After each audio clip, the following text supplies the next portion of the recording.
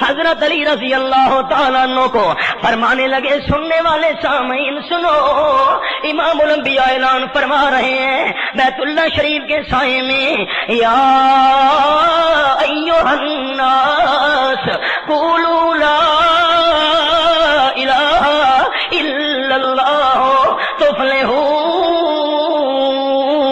اللہ ہی الہ ہے اور کوئی الہ نہیں۔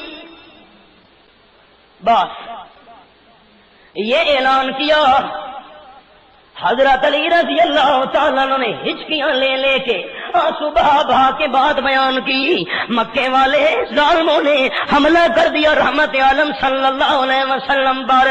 حضرت صدیق اکبر کو کسی نے خبر دی آپ کے محبوب کے ساتھ ظلم کیا جا رہا ہے۔ میں تفصیل نہیں سنا سکتا، اصل بات میں رہ نہ جائے، اشارہ کر رہا ہوں۔ حضرت صدیق اکبر دوڑتے دوڑتے ہوئے آئے، امام الانبیاء صلی اللہ علیہ وسلم پہ لیٹ گئے، آپ کو تکلیف نہ پہنچنے پائے۔ مکہ والوں نے امام الانبیاء صلی اللہ علیہ وسلم کو چھوڑ دیا، حضرت صدیق پہ حملہ کر دیا، اور ایک ظالم نے پیٹ کے اوپر کھڑے ہو کے کودنا شروع کر دیا اور پاؤں سے ٹھوکریں لگائی صدیق اکبر کے چہرے کو، چہرہ بھی سوج گیا۔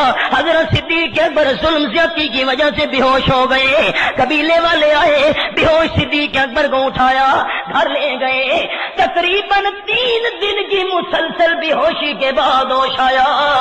قبیلے اور برادری والے بھی ساتھ کھڑے ہیں، حالانکہ ابھی تک برادری والے مسلمان نہیں ہوئے تھے۔ بوڑھی والدہ بھی قریب کھڑی ہے، ابھی ایمان لانے والوں میں وہ بھی شامل نہیں ہوئی۔ صدیق اکبر کی آنکھ کھلی، والدہ نے اپنے کان قریب کر لیے، میرا بیٹا صدیق کیا باتیں کرے گا؟ ہونٹ ہلتے ہی، زبان کھلتے ہی، لب ہلاتے ہی پوچھا، اماں جان میں صدیق کو پہلے یہ بتاؤ میرے محبوب آقا کا کیا حال ہے؟ برادری والے تو خفا ہو کر چل پڑے، ہم تو قومی غیرت کی وجہ سے اٹھا لائے تھے، اور ہوش آنے کے بعد سب سے پہلے آمنہ کے لال کا حال پوچھ رہا ہے۔ اماں نے کہا مجھے کوئی علم نہیں بیٹا، یہ دوائی استعمال کرو۔ اماں جان نہیں، جب تک میرے محبوب کے حال کا پتہ نہ چل جائے اس وقت تک دوائی استعمال نہیں کروں گا۔ بیٹا مجھے کیا پتا؟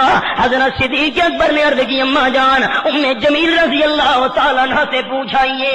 حضرت فاروق اعظم کی ہمشیرہ بوڑھی والدہ گئی، حال پوچھا، ام جمیل ساتھ چل پڑی، آگے صدیق اکبر کو حال سنایا، آقا ٹھیک ٹھاک ہے، خیریت سے ہے۔ کہنے لگی اماں جان نہیں، مجھے سہارا دے کے لے چلو، جب تک محبوب کا دیدار نہ کر لوں مجھے قرار نہیں آئے گا۔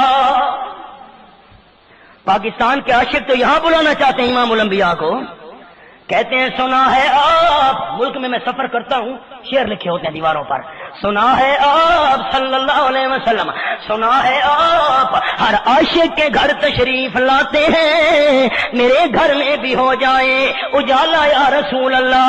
نہیں میرا عقیدہ، میری جماعت جمعیت اشاعت توحید و سنت کا عقیدہ، میرے شیخ القرآن مولانا غلام اللہ خان رحمت اللہ علیہ کا عقیدہ، میرے پیر و مرشد سید رحمت اللہ شاہ سے بخاری رحمت اللہ علیہ کا عقیدہ، ہمارے شیخ المشائخ حضرت مولانا حسین علی رحمت اللہ علیہ کا عقیدہ تھا۔ کیا عقیدہ؟ آپ نے عاشقوں کے گھر چل کے نہیں آنا ہوتا تھا، بلکہ جو ہوتا ہے عاشق وہ جاتا ہے در پر۔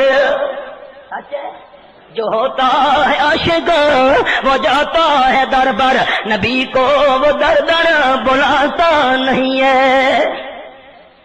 حضرت علی رضی اللہ تعالیٰ عنہ کو فرمانے لگے، سننے والے سامعین سنو، امام الانبیاء اعلان فرما رہے ہیں بیت اللہ شریف کے سائے میں، یا ایھا الناس